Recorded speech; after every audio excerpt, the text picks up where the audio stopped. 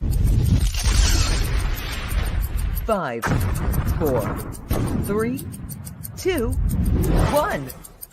You're live with Neve.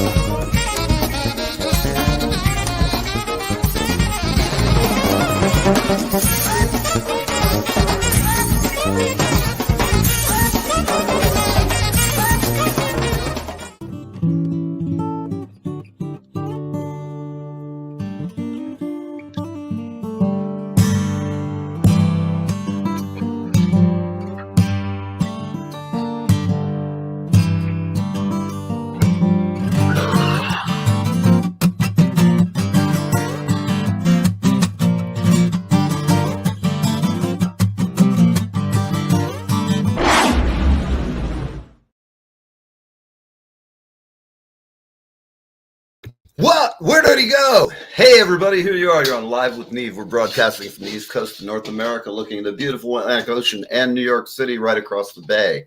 It is a beautiful day here. It's 50 degrees. The sun is shining, and I'm a happy guy. It's Friday, and I hope you have great plans for this weekend. I hope your shoes are shiny. I hope your hair is combed. I hope your wallet's fat, and I'm glad you're here. Today, we've got a great musical guest on with us. We have Michael Allman, son of Greg Allman and a musician himself, singer-songwriter, all-around cool guy. We're getting the Florida report from him. We're going to talk all things Allman. And I've also got my one and only talented co-host just lurking here in the side shadows, straining at the chains. She's revved. She's hot. She's pumped. She's going to leap over the jump and a ring-bounding bam hit the floor and take out the fat man. Here she is, Sam Rourke. What's happening, Sammy? Oh my gosh, she's off. Oh no, I must unmute her. Good morning. Hey, everybody. Hey, baby, what's happening? Not much. Trying to get woke up. Hope everyone's having a fantastic morning. I'm ready for this weekend. Oh yeah, so vibes. I'm glad it's the weekend too. It's been a crazy kind of week. I had some traumatic experiences last weekend. I won't go into right here, but I may be scarred forever. You know, I've got a lot of scars, so one more ain't gonna matter. You know, all I'm gonna say is it's always weird and wacky in my world. You can trust me. I can't really talk about it on the air because some things you just got to keep to yourself. But there's the lovely, talented. There we are. We got Toby in the house. We got Toby. Toby, baby, the girl from Wilshire Boulevard. Yes, There's indeed. Jace. There we go. So, Toby, you want to come on the show with us this morning? Just nod your head or something. Say yes or no. I know it's early out there. Shit, it's about 7 o'clock out there. So, I don't know. That's not too bad. Over me. I'm still waking up. I see her waking up sometimes at I don't know, middle of the night. She doesn't sleep. I don't know that Toby really sleeps. I'm starting to think she's like, me, kind of an immortal woman after my own heart. I know. I have the lines and shit to prove it. I look pretty good for being 105, man. Yeah, you and Methuselah were in the same graduating class. Yeah, we were. Yeah. Class of 1853 BC. That's it. Then I got bit and shit got weird. So I'm going to leave it at that. And it still continues to get weird. It's no weirder than the White House or anything we see on television these days. Guys, I'm sorry. Oh God, man. So the shit that comes into my world, I'm not for the comments is, oh my God, these tell you what, people. Anyway, I've totally lost my train of thought, which is okay. I have a brain like a steel trap. It just went, and so I was talking. We have our guest today. We got Mike on, and he's from Florida, which the land of alligators, cocaine, fast cars, fast women, faster pronouns. I mean, it's just a great place down there. We invite you to come and be who you are with Live with Neve. We're going to have a great show down there one of these days. Have to do it out on the beach so we can really get the light on the subject, so to speak. But we're talking politics. It's just insane and crazy. I just saw this video footage of the poor man. He's wandering around on stage. He looked like me when I was told that there was an open bar, and I went downstairs to hospitality, and there's not one there.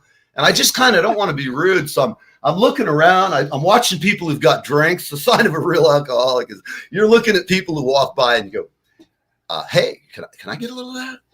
I mean, and they're like, "Sure, man, it's my soul brother and girlfriend. They've got a truck full of whiskey." Marmalades like that. Oh man, I'm talking serious liquor. That corn shit you guys drink up there, the stuff that makes you crazy. That's true. Yeah. All right. Moonshine, you can share with anybody because that'll kill any damn thing that's got inside that jar. That's a fact. Absolutely. Right. You could surge. I could take a bullet out of you using a little of that moonshine. If somebody wings you, no problem. I've done it before, actually. I'll tell you what, Mountain Dew and Shine together have caused me to wake up in a ditch naked many a time, at least more than 5. Do we have pictures to prove it? MySpace is down, so no, there was some shit on MySpace, but all I've got is I have like some angry former girlfriends or two, and then I have somebody who's in my family who's a little weird, but the most important thing is I love getting fucking hate. In the South, we don't hide crazy. We put that shit on the front porch and call it family, so you're good. Yeah, exactly. Well, I do the same thing. I've kind of adapted. Being a New Yorker who went to Florida, all I can say is my redneck scars have been earned the old-fashioned way. Because rednecks like watching guys from New York. Hey, man, you want to go? Come here. We're going to take you riding. They walk me out behind the horse. All of a sudden, I'm getting kicked in the barbed wire. And I'm like, my ass hurts so bad. He kicked me right in the cheek of my ass. Anyway, I learned, the hard way, or getting thrown off by the little bitch riding into orange trees and cutting a dime. Getting branches is not fun. Now, my friends who are, horse people are like sitting there laughing their ass off because they know the sight of me with my feet askew, that look of fear. And I'm like, stop. You near my horse. I don't blame you, man. I'll tell you right now, there's no way in hell. Let me tell you something, though. You don't have nothing to worry about. I have no carnal attractions to any kind of animal life. I'm not an animal husbandist, if you will. That's the latest pronoun we have to add to the list.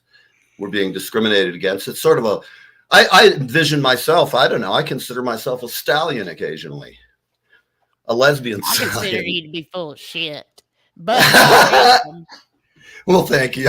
It's better to be full of shit and handsome than full of shit and not handsome. No fun for you, jerky. I mean, so give, little take. So here we are. It's 10:09. I see Gator Tail. Kim, I want to join you on that. Hello, Deborah. Hey, everybody. I'm just saying hello to you guys as you pop in. Hey, Deborah. Rick, I don't want you chiming in about my lack of horse sense. My friend Rick knows more about horses than anybody on the planet, probably, because he owns a bunch of thoroughbreds, or he's been in horsing his whole life. I don't know what he owns now, but me and Rick are gonna have to talk then. Yeah, Deborah, how are you down there in Oz? What's happening? We got Michael Allman on this morning. You're going to hear some fun and some good music. I'm so excited to get into some stories with Michael, talk to Michael about, his musical drive, his musical visions. It's funny. He's here playing. He's playing in these videos I'm looking at that I hadn't found when I was researching him. And I see he's played the good old band from Florida, the Soul Circus Cowboys. For anybody from Tampa, there's some great folks. We're going to bring Michael on and right at the top of the next segment, which is maybe 5 minutes away. So, Deborah, are you fighting off any croc attacks, kangaroos through the windshield, or any? Give us some, if you will. You're here from Australia. It's fucking in the middle of the night there, I think. Let me see. Where are we at? We're at 10 o'clock. What is it? So it's like it'd probably be 12 o'clock at night there, I think. Tell me, Deborah, am I right with my times? I think it's 12 o'clock at night. And I only say that because when we've had the Shredder on, Doug DeYoung, amazingly talented and cool dude. Love Doug. Yeah. Damn, I'm going to tell you, I was just talking to my wife. I said, I damn sure want to add when we want to go to Australia. Now, she's been there. She went there for 4 weeks. And I'm dying to go too. And then we have so many friends down there. We have Deborah. We've got she's here every day, and now I'm having a brain fart. I love her too. It'll come back to me, but she sends me pictures occasionally of like bitey things and things that fly into you if you're riding your bicycle. Personally, I don't have to worry about that because the closest I'm going to get to a bicycle in Australia is flicking down the windshield to snip my weed out the window, roll up the window. I'm not riding in 120 fucking degrees in the sun anywhere. In fact, I'm going to ask for a little guy to carry an umbrella. I want to be like President Obama back when he was president. You got to bond with nature. You're not really getting the true experience, okay? If you're not at least near one near-death experience while in Australia, you didn't do that shit right. Here's the deal. I will do my near-death experience because I have some experience around alligators. So that I'll deal with the crocs. You've lived in Florida. It doesn't count. Yeah, but it does got to count for something. Shit. Knowing you've been drunk one night, gone down to the swamp, and arm wrestled one. Doesn't everybody do that when you live down in Florida? No, they don't. Not normal people.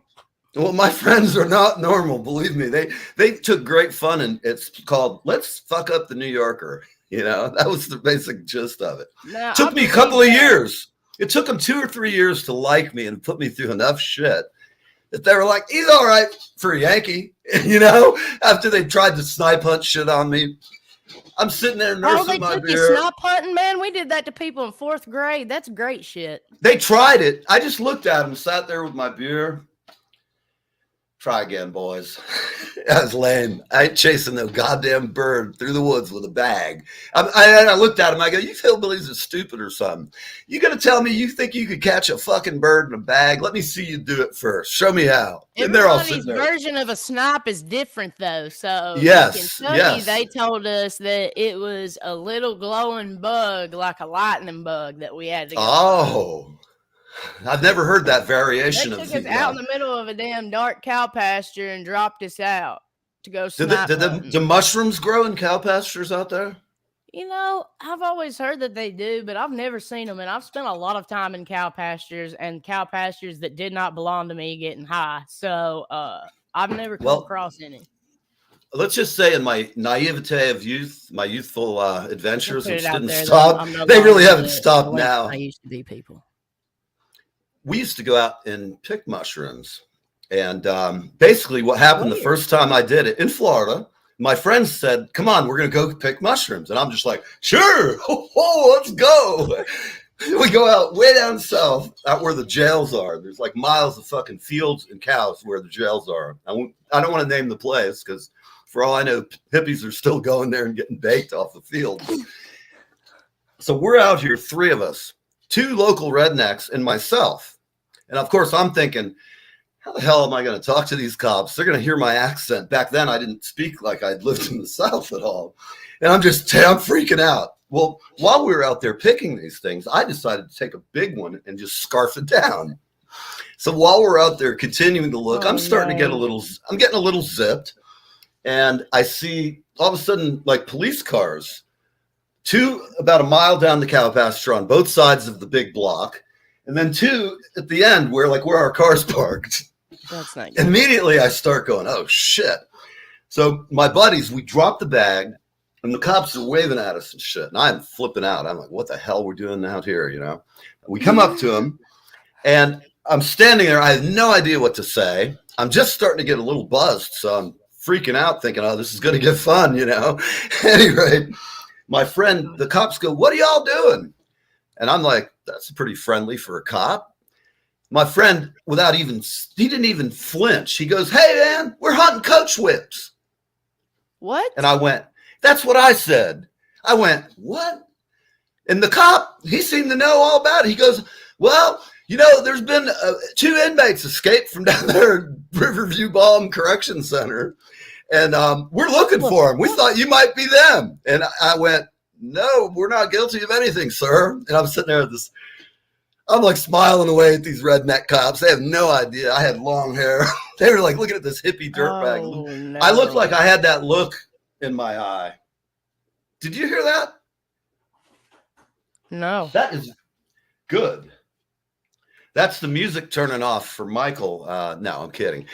So we're here at 10:16. We've gone over time. I think enough about mushrooms and shit. But the story is the cops just said, all right, boys, have fun. So, my first question as we're walking back, I go, what in the fuck is a coach whip? And then they elaborated that it's about a 9 to 10 foot snake. I believe it's called an indigo snake. They're great to have. They eat rattlesnakes, and they're cool looking. And the only problem was that little sack we have. I saw a coach whip years later driving alongside this truck I had. And it was a good 10, 12-foot snake. It was a big bastard, Hell at the limit. And well, all I could say is I had a little redneck developed by then. I just had to stop the truck, chase it down, and pick it up. I don't know why. My wife at the time was pretty appalled. She's like, please just go back to, you're not from the jungle, Tarzan. Get in the truck. But at any rate, I have a fun and wild existence. So here we are. It is Live with Neve. We're going to be right back. And we really do have a cool guest today. We've talked to him a little bit backstage, and he feels almost like family to me. I'm telling you, we're going to hook up with him and see what's going on with Michael Allman. We'll be right back. Live with Neve. Half past. Hey guys, I'm international singer-songwriter Hira, and I'm on Live with Neve. See you guys soon. Why? That was a quick shout out. Let's bring Michael on. Enough of this tomfoolery. There he is. Oh, whoa. There he is. I'm back. Good morning. Good morning. You look like you got up. Your wife gave you a good scrubbing. Got your hair. You look better than you when you woke up this morning. I'm teasing you, man. I know that GQ. That's all right. This is morning, Michael. How are you? I'm glad you have hair. I'm glad I have hair, and I'm glad Sam has hair. So what's happening in Florida, man? Just enjoying the weather. It's a little windy this morning. I'm by Tampa, a little north of Tampa. Mm-hmm. We had some nasty storms come through, and just waking up, recuperating listening to a lot of birds and a lot of frogs. Cool. And where do you live? Are you Newport Richie? Are you down by the water, or are you up on the hill? Newport Richie. We got one of them little cutouts. They call them little. It's almost swampland. Brackish water right here behind the house. I've actually it eventually makes its way to the ocean, but it's the edge of Florida swampland. Right. It's funny because I've spent a lot of time there. There was a club, I believe it's north of there, and it's a bar with a hotel, and you have to drive out there's nothing else out there. I can't remember the name. It's been 20 years. Described every hotel and bar in Florida. Right. But this was right up on 41, up by the wild Shasta-Hawitska and all that stuff. Chaska, yeah. It'll come to me while we're sitting here talking. It'll be bothering me until I figure it out. So let's just start. Sam, I'm going to let you start. Ask. Let's you guys get acquainted, and I'm going to get some music playing. Out. That's weird. I know, it's crazy. We got the tech guy's got to get fired. He's really awful. That's all right. Yeah, the tech guy, Neve. So, Michael, I just really wanted to first start with, what are you currently doing music-wise? What projects do you have going on? I apologize, hon, but I'm having a difficult time hearing you. Can you hear me better now? I can. All right, cool. So what are you currently working on right now, project-wise? Are you currently doing anything new? Well, I just, I had a band that we traveled a whole lot a few years back, and we, stayed basically together, but not doing a whole lot of shows.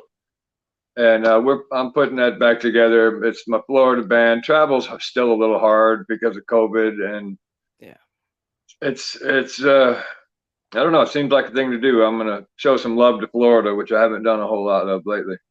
And I've got another band up out of Philly that I use, that I love a whole lot. I have for years. I fly up there and I do the New England area with the Mile High. We call it the Mile High Club. It's a Mile High Club band.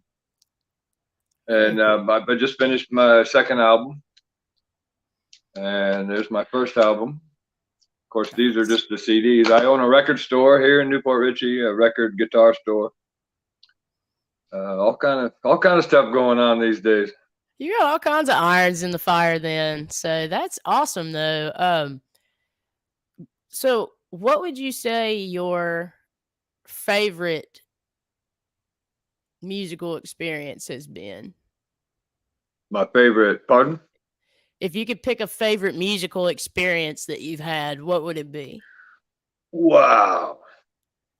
Or one of your favorite? I guess I shouldn't say favorite. It's probably pretty hard to pick a favorite. I don't know. Most of them are always when I meet other people, like singing with Marshall Tucker and singing, and I don't know. I like how I open this when I open for Blackberry Smoke, and Oh, when I I do things love like that, BBS. those are always my favorite. When I interact with other badasses, if I may Yeah, include me in that group. absolutely. I would 100% include you in the badass group. Absolutely. Yeah, I'm a big fan of BBS. I love them, so that would definitely be a really cool experience. So. Yeah, it was great. And when we finished, we at the end of our set, we turned and they were all standing outside the bus watching from. They were standing backstage looking from behind, and it was really a honor felt moment when you to turn around and there's Blackberry Smoke standing there watching. Yeah, I got a little teared up on that one. That was a moment I'll never forget, I guess. that's amazing. I can't imagine. I've grown up listening to Blackberry Smoke, Marshall Tucker, the Allman Brothers, everybody. Really, I mean, all my favorite music probably ends in the early '90s. Definitely starts in the. I'm a '60s to early '90s fan, and that's my cutoff. My record store. That's the records I sell. I don't, there's Nice. not too many Barney Fife albums in there, but What's the name of your record store? What's that? What's the name of your record Oh, store? it's the Half-Eaten Peach. The Half-Eaten Peach. Half-Eaten Peach. That's awesome. So, what inspired that? Well, I mean, I get it between Peach festivals and Eat a Peach albums and Peach this and Peach that. I wanted my part, so I took half.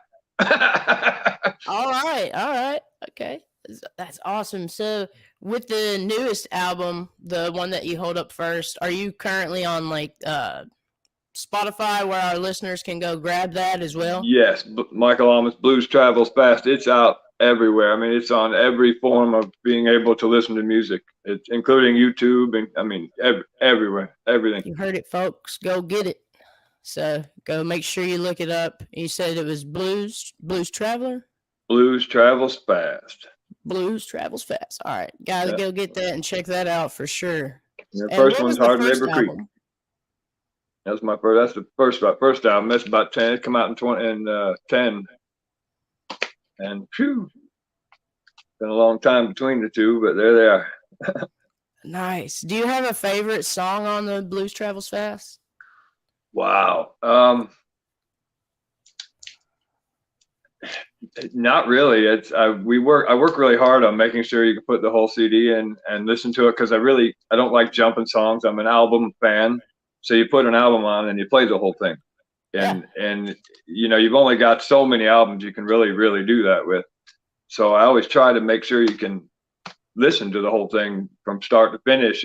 I like to put mine in when I'm driving because there's a plethora of different type of music, different guests, different styles. Yeah. I mean, it's just I like them. They're interesting albums. Yeah, when I'm driving, I like a pretty good mix too. So absolutely, very nice. When you were growing up, what was something that made it click to you that you wanted to be a musician, that you wanted to do this for the rest of your life? Well, I followed my father's advice and stayed out of this business. And it became harder and harder and harder to stay out of the older I got and the more I just enjoy entertaining. And I do a lot of Allman Brothers music in my show. Yeah. And I just love doing that. Music's fun. I like the people that come with music. I feel like we're born with that passion inside us. Yeah, it just kind of grows. I mean, there wasn't really a moment. Every moment adds to it. Yeah, it's always interesting. And when I talk to different musicians, I like to ask what age did their passion, their fire grab a hold of them. So it's always curious that most of the time, especially if I had to pick a moment, it'd be in 1979 at Fleetwood Mac Rumors tour concert in Detroit, and I absolutely loved everything about it. We were fortunate enough to go and meet the whole band and say hello and hang out for a little while. And being 13 years old, seeing the hottest band in America at the time, I was pretty impressed. And then I realized, hey, wait a minute. Wait, who are you? Hold on, Michael. Wait a minute. Let's start thinking about this. Right. Yeah. So then, well, here I am. That's awesome. What, 30 years left, 35, 37. Aye. A lot of years later. And So, tremendously talented as well. So I just want to say thank you for letting me talk with you and ask some questions this morning. It's super cool to get to meet you and hang out. So not a problem. I look forward to see. Like I said, I get all over the place. I play music. I got a new. I'm with a new agent now, DNA, and they'll be in touch. Very cool. Well, that's good. You really ought to get up here to Asbury Park. I think there's plenty of. I played the dog house. Well, I see it. Oh, no kidding. Yeah, well, I think that's an. I know. Yeah, I know exactly what you're talking about. They have the dog happy hour. They go outside. I love that place, right by the boardwalk there. I get up there a lot. Springsteen there all the time. I haven't since COVID, but I get up there a whole bunch. I do a lot of shows up in that area. Well, definitely when you're up here, give me a call. We can promote it, and I'd love to come see you. And I live about 20 minutes. I'm also the ISSA rep for Asbury Park, which ISSA is the International Singer-Songwriters Association. And we have chapters all over the world. Hell, I'm going to proselytize to you. If you ain't feeling it, hail the power. Here are the words I'm speaking, because I'm the freaking deacon here to light your beacon. Anyhow, you got to sign up. If you come up here, man, you should sign up. You're a songwriter, you write, and you have people who it's a good organization if you're an upcoming singer, songwriter, and you don't have any friends or family who are in the biz. If you're a civilian and you want to get in rock and roll, you can ask a lot of questions before you make the mistakes that we all make in the business. I've been doing this since I was 11 years old and playing before that, but the shit doesn't change. As you get older, the music changes, but treating people good and having a good agent and having a good accountant, all those things don't change. It's 10:29, everybody. So enough about this. We're going to be right back with Michael. We're going to be having some more talk about the Allman Brothers, about his dad, about his kin and cousins and everybody else in the world. We'll just sort of catch up with you. Give us the Allman family update, maybe. I'll do the best I can. We're all pretty distant, right. But I'll tell you what I know on my end. They're great. All right, everybody. Well, here we are with Michael Allman, and we're going to go and see what Nancy Kravis, ace photographer, has for you. If you like this song, it's going to be for sale.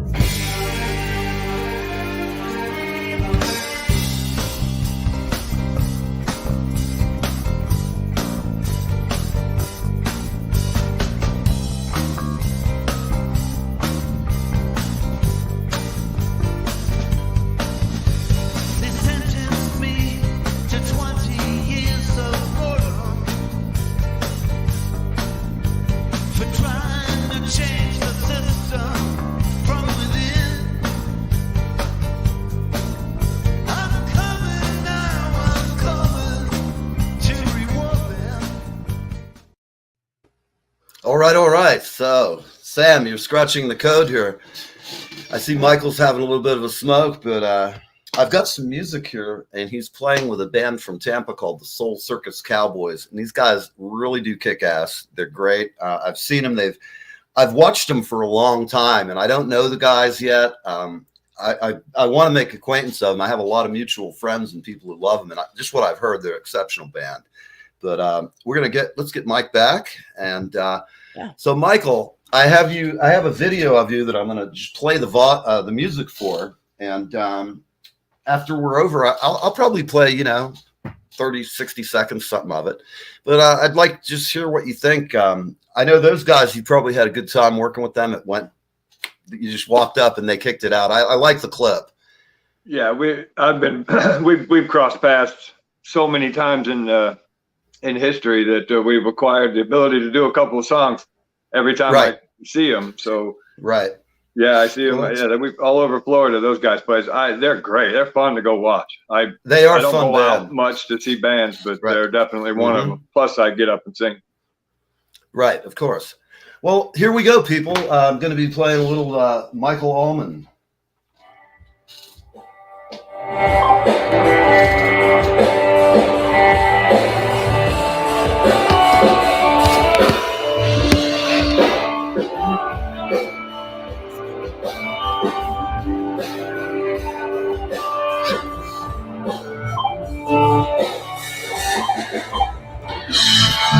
Funny to me.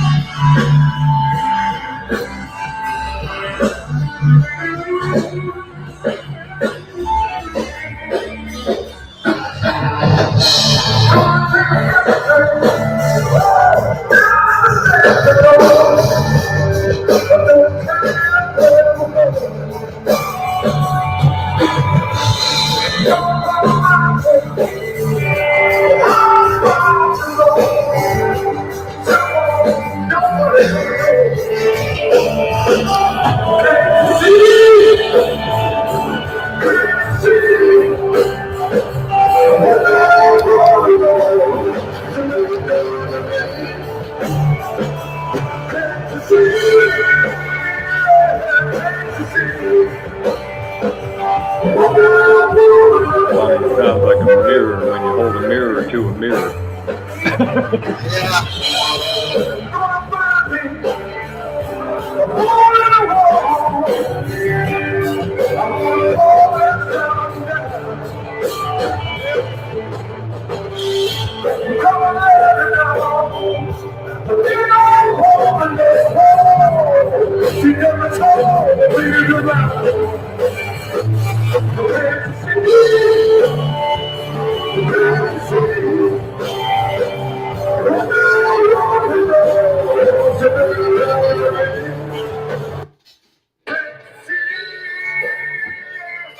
All right.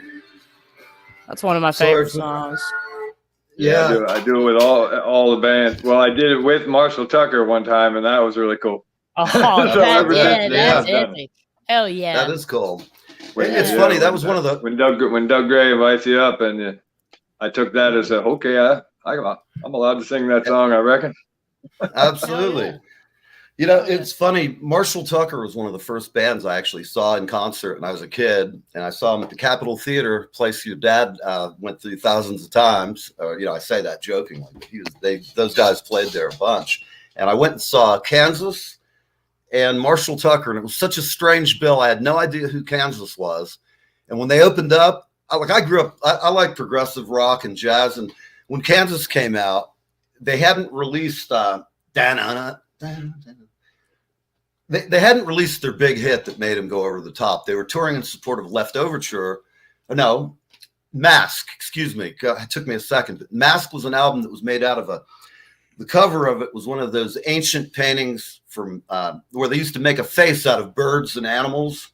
So it had this really crazy prog-looking, artistic Flemish guy with a face made out of birds and geese and all this crazy shit.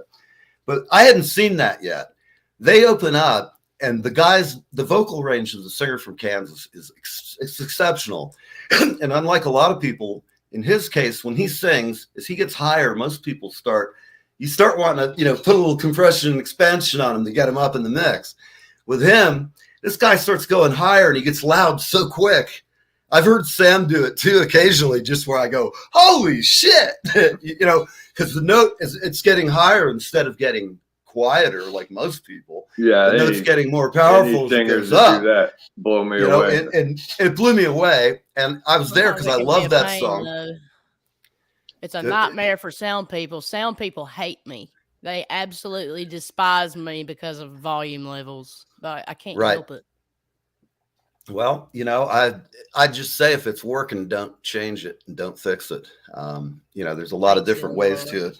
You've paid your dues more than a lot of people I've met who've played in the biz for 30 years, 20 years. And hell, you're just, your family. That's all I can tell you. I don't know. In the big brotherhood of musicians who can stay up late and entertain people, which is really what life's greatest fun is keeping people kind of amused or kicking their ass when you walk out on stage and say, we're here to let them know who we are. I used to have a big argument with my friend about whether we're going to read the crowd or lead the crowd. And we'd argue about this back and forth all the time when doing set lists. And I'd be like, no, we're not going to lead the crowd. We're going to walk out there and just slap somebody right in the face. The lights are going to come on. I want those folks 15 seconds in. I want people going, wow. And I mean, that's like, just my spirit. Yeah. Well, and like, too, like even just from that clip you played, you know, of Michael, and I've gone and I've listened to your stuff, Michael, as well on YouTube, but your vocals are so powerful. I mean, the band is great. Like every clip I've ever seen of you, your musicians are absolutely beyond amazing, but your vocals are so nostalgic and powerful and gritty. And I love your voice, man. I love you. You sound like your dad for sure. I know you've heard that a million times, so I'm not going to go through I already did. So the fucking cat's out of the bag. It's the grit that's in there, though. That's the nostalgia part. Like when I'm talking about the nostalgia for me, like it gives me a nostalgia just from hearing that grit, the familiar grit that I know, you know, in your tone. But you have this power that's very unique just in your own voice too, that it's epic, dude. I love it. So y'all go check out Michael's music. There's a way I call that I acquired that. I'm a huge Steve Perry fan, and the way he can breathe and sing to me is phenomenal. So as a kid, I sounded more like Steve Perry while learning to sing, so that I would follow along with those high pitch. I was a kid, you know, I had a little boy voice, and then I found Whiskey and Cigarettes, and it's all history from there. But together with the way he broke, I learned to sing along with Steve Perry because it sounded a little better back then. And that breath style kind of took a little bit. So I don't know. It's powerful. I got a neat little power pack down, you know. Yeah, it's epic. Absolutely. So I'm a huge Steve Perry fan too, though. So it's like Steve Perry meets Greg Allman. Yeah. Yeah, right. So let's talk about your dad. Let's talk about your I know I've read your history, but I'd rather hear it from you. Tell me about, you know, how's your dad, and how did what was it like being the son? Well, I mean, he was, you know, he spent a whole lot of time on the road. As with all of the kids, we didn't spend a whole lot of time with him. I mean, I did a couple of different times. I lived with him in Anna Maria Island. I lived with him out in California, and you know, it's surreal to be. I mean, we went to the beach. We made it 15 minutes, you know, before he was swamped. People, there's just not, you know, a lot of. He's an amazing man, but there's not much, you know. There's to be a parent. There's not much right that to talk about there with that. To be Greg Allman's son is both a cursing and a bless, as I would think. As some, you know, because you know, my stepfather always said, "Well, that'll get you in the door and a free cup of coffee. What are you going to do then?" That's funny. But that was good advice, because you know, I realized I better be prepared beyond the cup of coffee. And did you get along with your stepdad? Was he more of a father to you? No. Or just no? I just was curious. I have a great stepfather. No, that's not why I really. Say that. I'm a loner when it comes to big father type figures. There's BB King's probably my. I hear you. Well, did you feel pressure on yourself when you started being a musician to have your dad as the measuring post? I mean, lots of people want to be a musician, but it had to weigh on your head. There's no way around that. I mean, the only, you know, you at first you try that, you know, I think, okay, well, that's got to matter, and then eventually I realized, well, you know what, this is me. And when people say you sound like your father, I think, well, okay, that's cool. I don't mind that, but it's just what comes out. I mean, it's not like I'm sitting around, you know, taking Greg Allman lessons. You know, it's funny, no, because I read in your in one of your interviews in another interview, asked you a similar question, and you mentioned how when you were a young kid and when you first met your dad after a long period, that he was amazed that you were able to sing one of his tunes just like spot for spot. Yeah, that's I wanted. Did that make you feel great having your dad, give you some praise as a musician? Did it feel good? Did it feel like a challenge? Oh my God, how am I going to live up to it? How did you perceive it? It's that negates a whole lot of people's bad input. Yeah, I was going to say, I mean, hell, I'm used to it. I'm not rich and famous. I've been fired from gigs, and it's hellish. It's part of paying your dues. You know what I mean? It's like whether your stepdad got one thing right. You can get in the door anywhere, and keeping a gig is the hard thing. And more importantly, having been in bands where there was a leader very defined, and I was part of a group. Been in other bands where all were democracy, blah blah blah. I'm a favor of band having a dictator, a benevolent dictator, someone who looks out for everybody. Like the Tom Petty model is what I would like to follow in all my dealings with anybody. Treat people good. People in your band, treat them like family, be concerned. But at times you got to make your own decision. You're the only guy who's signing and paying for the record ultimately. And each of my bands has a band leader, and myself included, we all listen to that band leader.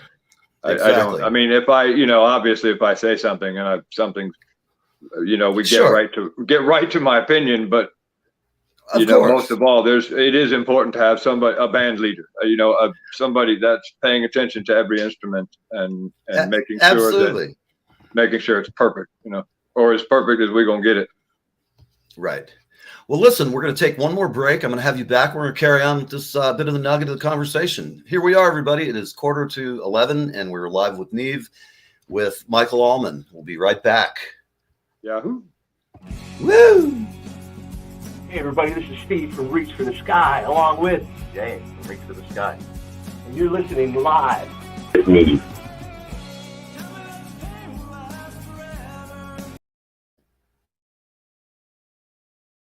Hi, this is Leland Sklar, and I am hanging with Neve, and I am having the best time of my life.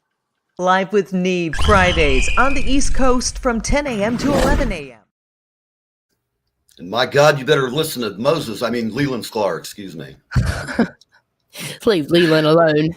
Oh, man, I can't pick on Lee. He's just too cool of a guy. Hey, Deb, it's funny. I have an amazing stepfather, too. Just a great guy, and I love him to death. If you're watching, Don, I love you, man. I tell you what, it's funny. My family, my mom and dad, when I got to Florida, my hair was growing long.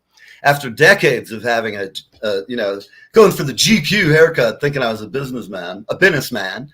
And what happened? I just said, fuck it, man. We've had COVID going on, and I just go into the barber, and I said, it's cold out. My hair is warmer. We'll see how long it lasts. When summer in New Jersey hits, it's 90 degrees. You might walk in one day and see me looking like the side of your head right here. You'll ask me how the chemo's going. It's going to be hot as Satan's ass in Tennessee within the next 3 weeks. So I have no doubt. Super cold to super hot. We don't really have seasons here. Right, right. Well, let's get back to Mike and see what's happening. Here he is. So, let me ask you this: when your friends, how did your kid friends treat you, knowing you're the son of a rock star? Did you get people who just come up and be like awestruck and want an autograph? Did you get people who picked on you for it? I mean, there's a wide range of shit that can happen in that situation. Did you try to not mention it? Because I have a friend that has a very, very famous country artist that he doesn't want any attachment to his name, to his uncle, as an artist himself. And growing up, he really didn't want the attention. So he tried to kind of conceal who he was. Well, I mean, it's, I don't know. My friends, they all seem to just dig me. I don't know that I don't hang around with giant crowds all the time. I mean, I love to walk in front of one and chat with them and say hello and do my thing.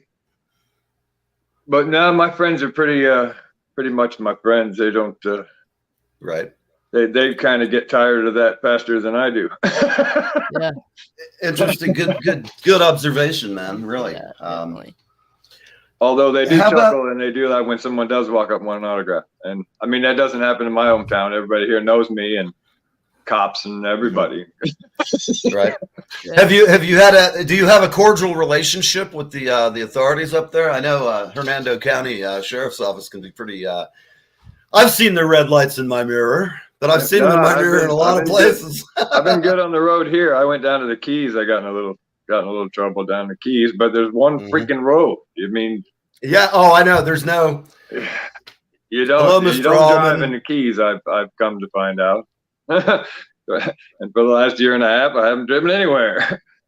Well, but I've stayed out of trouble here in my hometown that way. Anyway, I've gotten some noise ordinance and stuff like that. Did you get that? Let me ask you, did you get those there at the shop, or did you get those noise ordinance issues at home? I got them at the house. And at the beginning of the pandemic, when 36 of my shows that year canceled all in 3 days, I proceeded to, and meet Mr. Jack Daniels for some late nights. And it just got really loud. And I just, what am I going to do? I'm like, man, I had it was my second year on the tour wise to date. It would have been my 2020 but that's actually the name of Blues Travels Fast was just 2020.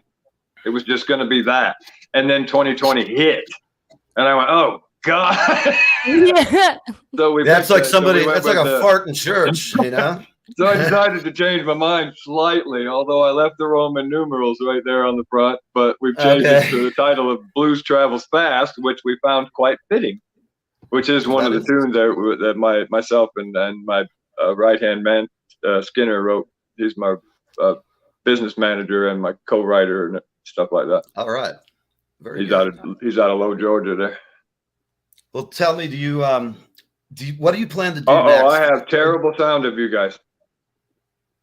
It sounds like you're talking. Uh-oh. Hold on. You should, say, I am Iron Man. That's what you sound like. Iron Man. This is stupid. All right, you're back. It might have quit. There's some It did it once when we were backstage talking. But now I think it's poltergeist activity. Shit happens around here that gets real weird. You're fine now. Crap flies around, and you just never know what's going to happen. Pens, knives, flying objects. Sounds like a late night advertising for Art Bell. Right across the prairie, Art Bell bringing you UFOs, bullshit, and conspiracy theories 24/7. How's that? That's good radio-like voice for Art Bell's show. You obviously, Sam's looking at me. Who the fuck is Art Bell? He was this lunatic guy who'd be on the radio at like 2 a.m, and because it was on AM in the old days, you'd hear him all over the country. He's like this lunatic radio guy who had conspiracy theories, and he had there was more bullshit in that than the Book of Mormon, man. I hate to say it. I'm sorry, kidding. No, I don't want to offend any Mormons, but the guy. It was, So I had horrible insomnia as a youngin, and I grew up listening to late night radio, right? And I loved all that. I saw all that. I always thought that'd be pretty cool to do, but I don't think fast enough on my feet when it comes to this. Our show, we used to have a resident self-proclaimed demonologist, and he was on staff because of the poltergeist activity around here. So we had him on. Our friend, before you don't recall, because I don't think we met when we had our guest and demonologist and paranormal. With that. I'd had a good let me say this: that. I had a great. Sam, we're gonna have to play clips from the show. All I can tell you is I'm gonna play some clips sometime on a review of some of the old shows. He's a great guy. I mean, he's funny as hell. He's serious about what he does, and I don't crap on people's dreams, man. Whatever you want to do, be happy and multiply. But it was a little odd. And then the weirdest thing was, at some point, Julie was sick, and she sends me a text message that our friend has been arrested for stabbing a Mexican guy. I'm not kidding anybody in the audience. I can't make this up. So that's all the message I got. It's very cryptic. It was the name, has been arrested for stabbing a Mexican. And I went, what the hell is going on? This guy does not come across that way. Well, once I had all the other facts, some idiot tried to rob him at a truck stop up in Tennessee, of all places. And so So the guy jumped on him, and he just, he didn't like cut him up and stab him 84 times, but he made the guy let go of him, and then he got his wallet. And the charges were all dropped because the guy was armed too. So But your friends that's with the kind a of crazy demonologist shit. that stabbed someone. Yes. That's unique. Maybe, perhaps he was all these things he's done, getting rid of demons. I don't know what he does. All I have to do is talk to people for 10 minutes, and I don't have to worry about getting rid of people. It happens quick. Well, that went to a weird place. It did, but why not? It's Friday, man. Have you had any evidence of any paranormal occurrences in your life, Mike? I have not, but I think, my mom's I didn't think she was nuts or nothing. So, but she has paranormal stuff all the time. It's big. I Lots think of people. your brain can make anything in the world happen. I think, and we just don't even understand half of what it can do. Absolutely. I believe you believe hard enough on something, especially that nature of things. Yeah, it's I to believe me. in ghosts, but that's probably like the extent of the paranormal phenomena that I can bite onto.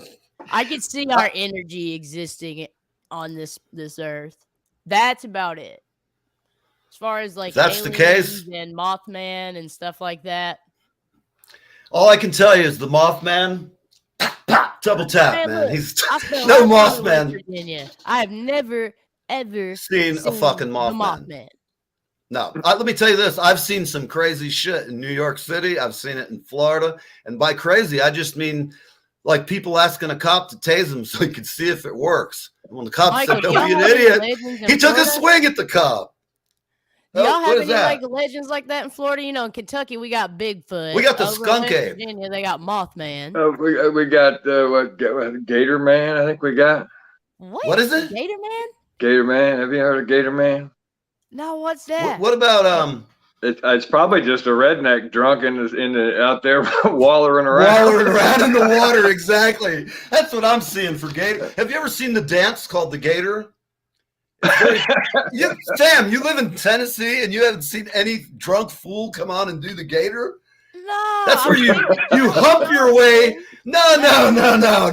This is where you that's take the your Florida body Gator. like this, okay, and you undulate the floor. Yes, you haunch across the floor like you're banging a fatty from the fucking Waffle House, and you grovel across the floor without her. Great. I love It's it. great. Those people, I buy them a drink because that keeps the audience entertained for at least a half an hour. Some fool doing the Gator. You know what's really cool? One person doing it is pretty funny. But if you see that spurs 2 or 3 other drunk rednecks to jump out and do it, it's like a spawning ritual. Nah, look, I've hilarious. got all new ammo. Next time I'm on Broadway, I'm asking somebody if we got any Floridians that know how to do the Gator. Listen, and you got to get your video. ass back to Florida. I'm Right. and buy them free drinks. Yeah, tell them if they have a Gator contest, that'll draw them out of the crowd. Oh, that's genius. I'll have a Gator contest. Serious. That's why I make the big bucks. There's tons of people from Florida up here on Broadway. They always come. Hell yeah. There's all these drunk tourists looking around thinking they're going to be the next country star. They bought them a hat and some boots, and they're fucking wandering around Broadway dazed and confused. Little do they realize. What do you call them? We call them woo-woo girls. Lulu girls. No, I bet they're woo-woo. fun. Woo-woo. Oh, even better. Woo-woo. Yeah. Those are the kind of chicks, though, who in Tampa, they have a great event called Gasparilla. Oh, and it only yeah. exists Wasn't too long ago. It's only existed. The reason I can see is that if you're in a band and you're on the float, if you throw beads to the young ladies, they'll show you their breasts. And there's not a man on the planet who does not want to see every breast that he can possibly see, whether it's an old and big old lunchroom lady titty or a small one, little tiny perky one. All We want to titties see are them. great. Say that? Yeah, once you've seen one, you want to see them all. Yeah, That's all right. boobies are great. There's They no are. bad booby. I say free the boobies. Free them. I say Let them free. all the boobies. Oh yeah, You don't want to see mine. I'm almost like No. at the age where you get You're man telling boobies. women how to take over the world. They already are. They seem to be anyway. What the hell? Men will be understand that we just possess the dumbfounded. We won't be able to accomplish They won't anything. even. They'll get us out of the picture completely. All they'll do is need our deposit, and then. But that's expensive. I got child support payments I got to catch up on. So if somebody wants the package deal, all I can say is they got to pay, man. You know. Well, I'll let you in on our greatest secret. So the womanhood society of the underworld knows that we can take over the world, but we're just saving the tatas for when shit gets bad. Let me tell you something. Guys respond to that, and you ladies know it. We know. If you're in a relationship with a woman for a long term and you don't realize you have no control over really much, you're kind of, I mean, I'm not henpecked by any means. I have a great girlfriend. Good set of tatas can get you anywhere. But yes, I'm lucky. God damn, you know what happens though? This is the problem with guys. When we think of a titty, it's just all over, man. The whole brain just goes down to your lower regions. And it stops working from like the nostril, right here at the bridge of your nose. Well, I'm saying, yeah. There's no way. If you took and measured the brain activity, all the brain activity would be here and here. And what's happening down here would be sparking furiously on the screen, probably too quick. I found out in psychology, your amygdala is what would be firing during the time that you are seeing the titties. It's called the amygdala, guys. I taught you a new word today. It's amygdala. Word of the day. I thought that was some chick in the Bahamas I stooped one time. Amygdala. Amygdala. It's a new pronoun. Amygdala. Amygdala. Close. I have to get my Vogue dance done a little better. I'll take some lessons from Madonna. The girl's got some skills. Here we are. I just say I'm not banging on Madonna. I can't have nice things. She's wild. She is a wild ass woman, is all I can tell you. She's hot. She's fucking hot, no doubt about it. She's always been hot. I wish she'd just work more on the albums. It's like I want to hear some music that's really different. I love it. This used to be my playground, dude. That's my jam. There you go. I like Madonna's stuff, you know? It's good. Too. I like her older shit, though. I'm just saying, it's not like I sit around my house voguing. I don't dance anywhere publicly except here on the screen. I can hide it and go, twice you said it, though. There's a new beach in Florida that says differently, Neve. Look, you know, everybody in a world of everyone being a conformist, fuck it. Have fun. Be different. Dare to be weird. What the fuck? Somebody can take it out of your paycheck? Gotta have fun. Good advice. You heard it here. Dare to be weird. It is what it is. Hey, it is what it is. There you go, my friend. Absolutely. So we're almost coming to the end of the show. I see we've got our fans here lurking in the shadows and asking. They're kind of they're wondering, how did we go from blues, rock and roll, and your dad to titties? They're asking to see your tatas now, Neil. You got them fired up. Woo! Show the girls. You know, I haven't had a drink in 3 years, but there was a time I would have looked at you with whiskey in one hand, big line of Coke on my finger. God only knows what I would be capable of. And I'd have just said, all right, it's party time. Whereas now I just go, God darn it. Yeah. I mean, I'm God's own drunk. I love to drink. But unfortunately, I become the other Neil. And when that happens, Tata showing Neil. The tatas can soothe the savage, though. Trust me. It's like with me, a strategically placed pair of titties could have kept me out of all kind of trouble. Instead of some of the other things I got into when I wasn't looking at titties. The titties never hurt me. Might have cost me some money. I grew up listening to Roxy music, but it was a year and a half before I even took the album out of the cover. Remember the Roxy music album? Yeah, I've actually I've had their bass player. He's a friend of mine, Phil. Bass player is a great guy. I grew up with that album. That's no kidding. I did too. In fact, I didn't play Love as a Drug until I was fucking 30 or 32. Somebody called it up in the Shakes, like when we first got together, and I don't know. I was like, love is the drug that I'm thinking of. Brian Ferry, you know, I gotta just say, I know he's talented, but it doesn't make me sit and want to put it on my stereo loud and annoy my neighbors with it. It just doesn't have that something about Led Zeppelin. Or I can even say some of your dad's shit, man. Put on Live on the Fillmore. To me, that is a 2-album. That's where I'm going to sit and listen to it like I did as a kid. I used to sit in my drum set, little pair of speakers and a fold-down Sears thing, and I would put that record stacked, and it was my stepbrother's records, not mine. Well, all I can tell you is occasionally I took an ass whipping for stacking his records, because if he happened to come home when I was doing it, he'd hear that record playing and the door would fucking swing open. I told you not to stack my fucking records. You know, you'd be going off. And then I'd get slapped around. I'd try and punch him back. But, you know, you can't when you got like a sibling who's way older. All the guy did was hold his hand here and slap at me. You know, I'm like, they're trying to get him. But I could play that shit the whole side to side. And when I was a young kid, I did not know that was two drummers. True story. So I'm sitting there playing like a Chinaman in an ass-kicking contest, a one-legged guy. You know, I think I've offended everybody in the audience now. I realize you cannot say Chinaman anymore without somebody getting upset. But I meant that as that is part of humor. We set up illusions. It's a dying thing these days. It is. Yeah. God forbid I offend anybody. I do it. Nobody can. There's no joking anymore. You can't joke. Everything's too politically correct. They've killed humor. Well, actually, it's bigger than that. It's ridiculous. And it's funny because that's not a right or left wing issue, contrary to some people trying to make it into one. It's just right? Fucking lighten up. If you don't like somebody, don't buy the fucking ticket. If you don't like my show, don't watch it. But if it helps you stoke your level of outrage about comedy, watch it all you want. I hope I really irritate you. You know, I mean, I'm just saying. As long as they're talking. All this show about, for those out there who watch our show regularly, all we're here to do is have fun. We're here to talk shit. We're here to talk about music, talk about good people doing good things. And for all the money I'm making, God, I mean, I'm getting so wealthy. I'm going to buy you a house, both of you. I'm just going to be like the king. I'm riding up in a, I'm here. I'm going to buy a house.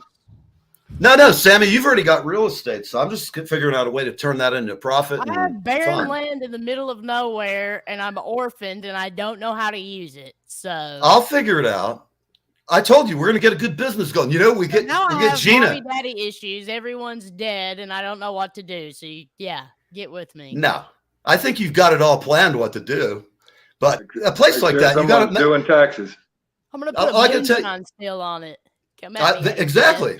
You know what we do is we get a license and actually put a real moonshine still, just conform to federal standards. Distillery. That's it. I can't drink it, but I'll sure as hell sell it. In fact, you might be an alcoholic if you have a barrel at Maker's Mark. In the bowels of Maker's Mark, back when I was a crazy alcoholic, you might be an alcoholic when Maker Mark sends you Christmas gifts. I tell you that. Yeah. I shit you not. And to think, if you want to tell the world you're an alcoholic, they have wrapping paper and all this shit. And I was sitting there when I got it, I'm thinking, how many other drunks do I know? Maybe I need to buy like a big stack of them, like paper bags, to give them out to all my drunk friends at the clubs. Because I'm going to go home to my mom, my Italian mom, and I'm going to give her a gift wrapped up in a Maker's Mark thing. She's going to be like thinking, God, he's gotten worse than I thought. You know, I mean, I can tell you, you know, I mean, if you're a drunk, it's okay. Be a drunk, be happy. Look, I don't preach to anybody. I ain't preaching to you or you. I have more fun as an ignorant drunk, and I still have fun. I don't know. I never thought it would happen, but hell, I'm still here. That could change, you know. Next flight to Tokyo. No shame in getting sober, man. No, there isn't. And I just needed a break. I figure my my lifetime quotient was kind of hit back in my 20s, probably. So now they could call me Liver Man. Have a big suit and a cape with a big grody looking liver on it, jump from tall buildings. At least my character would recover a little. As long as I don't see your onions, we'll be all right. Yeah, I agree. You don't want to see those little things. The ladies, that's why I'm a lonely man. All I got to do is drop trout and they either laugh or they run screaming in terror. So what can I tell you? Life's hard, B. Neve. Let me tell you guys. So here we are with all this great wisdom I'm imparting to the masses here. Everybody have a cool weekend. Sam, go back to bed. Start your day late. And don't get home till 5. When you call me, just send me a progress report. I want to hear what kind of horn and craziness is going on down the main track. I'm going to the studio. Y'all go pick up Michael's music. Go get Yes. Here we go, everybody. Now. Michael Allman. And if you can't find him, private message me. Oh, you can find me. Just Google Michael Allman and ignore the police reports. Good stuff will turn up. That's okay. Don't worry. I'm going to go ahead and Google you, make sure I'm on it. Look at Truth Seeker, make sure you're not a threat to our existence. I'm sorry, man. What you're going to see, though, is one day me and Sam may pull up in a big-ass Cadillac. And all I'm going to say, I'm going to look at you. You're going to go, Neve? I'm going to go get in the car. That'll work. We're taking a drive. And trust me, it'll be a drive of a lifetime. Having a duty. Absolutely. Remember, you have me as your defensive driver. You guys can do all kinds of shit. Maybe I should become a chauffeur driver. Oh, look at what's this guy? That's hey, One-Eyed buddy. Jack. Hey, Jack. Jack. Oh man, we love little One-Eyed Jack. I gotta go. That's what I named my little wiener. Michael, it was awesome to meet you. I absolutely love your voice. And if you ever get up to Nashville, Tennessee anytime soon, let me know. It'd be awesome to hang out. I'll do it. All right, everybody. You've been All right, live guys. with me. Thanks for It's a little past the hour. We'll Thanks see for you the happy at hour. 4 o'clock. Hey, one more thing, everybody. This afternoon, I have from Bob Dylan's band and from many other bands, the one and only Scarlet Riviera will be joining us at 4 p.m. That is 1 p.m. for our friends on the East Coast. And I'll see you in about 3-4 hours. So, Sammy, I'll see you later. Oh, no, you're in the studio. I don't think I'll see you today, but if I do. I may have time. Cool. Everybody, it's Live with Neve. We really thank you for watching. We appreciate it. And here we go. We're out of here. 5, 4, 3, 2, 1. You're live with Neve.